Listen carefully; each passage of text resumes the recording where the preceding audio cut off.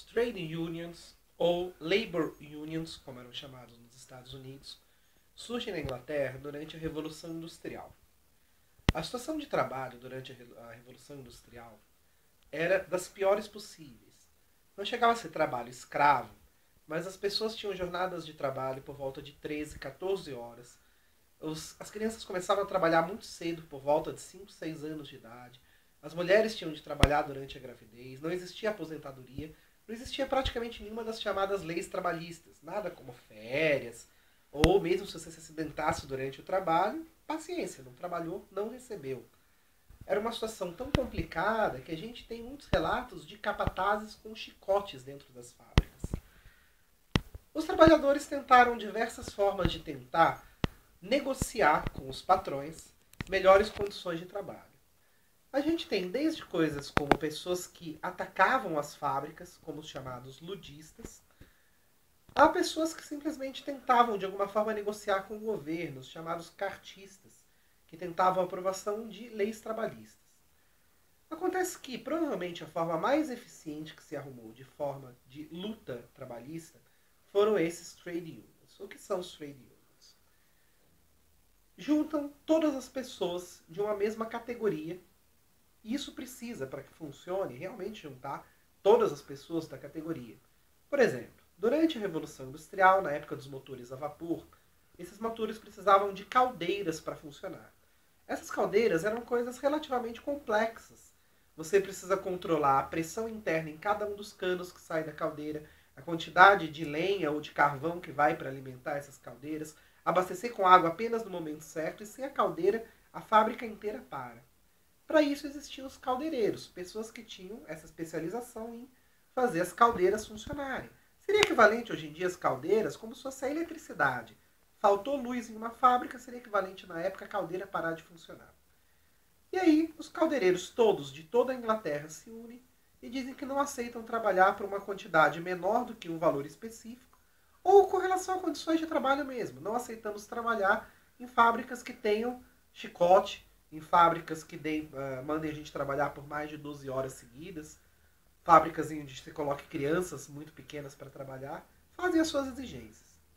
E caso a fábrica não cumpra essas exigências, simplesmente eles não trabalham naquela fábrica. Por que isso é um instrumento de luta trabalhista muito forte? É muito difícil você treinar uma nova pessoa para se tornar um caldeireiro. Demorava alguns meses para que as pessoas pudessem aprender aquela profissão. Se todos os caldeireiros juntos se unissem e não aceitassem trabalhar, a não ser que aquelas condições fossem cumpridas, então os donos das fábricas não seriam capazes de encontrar ninguém que fizesse aquele trabalho. Ou seja, as fábricas ficariam paradas por meses até que um novo grupo fosse treinado. Entretanto, caso as exigências fossem aceitáveis, não fosse nada absurdo, como por exemplo parar as chicotadas, era muito mais barato para o dono da fábrica aceitar aquelas exigências do que deixar a fábrica parada por meses até o treinamento de um novo grupo de pessoas. Lembrando que quem faria o treinamento precisariam ser inclusive os antigos caldeireiros, porque eles é que já tinham a prática, a experiência daquele tipo de trabalho. Ao mesmo tempo que isso era uma forma de luta trabalhista eficiente, haviam também as contrapartidas que os donos de fábrica inventavam. E talvez aí a mais famosa seja a criação de Henry Ford. O Henry Ford, que muitos acreditam que foi o criador do automóvel, não foi, ele sim teve uma invenção que na época foi considerada fantástica, que foi a linha de produção. Qual que é a ideia? A ideia era você substituir trabalhos complexos, como por exemplo criar um carro, por fases e etapas extremamente simples, de modo que cada pessoa se especializasse em apenas uma única fração daquele trabalho. Então esse é o que vai apertar a porca da porta direita. Aquele outro é o que vai encaixar a maçaneta da porta. Aquele terceiro é o que vai estar encaixando o cilindro do pistão do motor. E no final das contas, cada pessoa poderia ser treinada em uma quantidade muito pequena de tempo, cada uma fazendo um serviço extremamente repetitivo e simples, fazia com que isso não facilitasse essas ligações pelos trade unions. Porque caso um grupo daqueles se negasse a trabalhar, seria muito simples e rápido você treinar outras pessoas que substituíssem ela. Inclusive, muitas fábricas da época recebem placas dizendo ninguém é insubstituível. demonstrando que não adiantava você querer fazer exigências que te uh, garantissem um salário melhor ou alguma coisa do tipo.